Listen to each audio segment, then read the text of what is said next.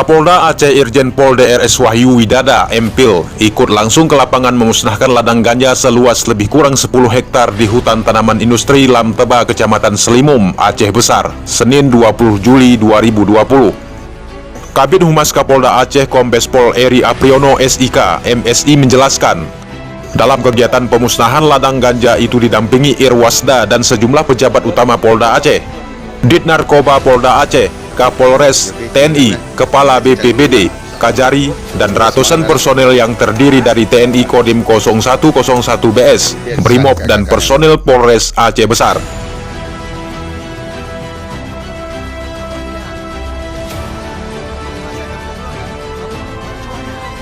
Eri Apriyono juga mengatakan, Kapolda yang turun langsung memusnahkan ladang ganja pada Senin terdapat 8 titik, masing-masing memiliki jarak lebih kurang hanya 500 meter.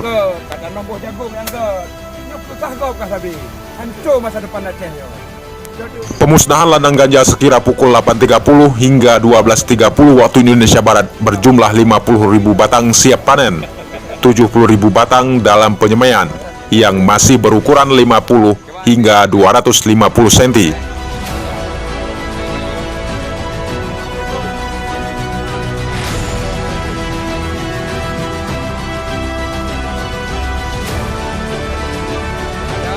Dapur udah berasap, sih kami nggak nampak.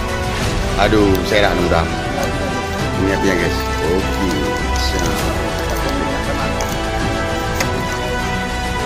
Olahan Pak Taslim.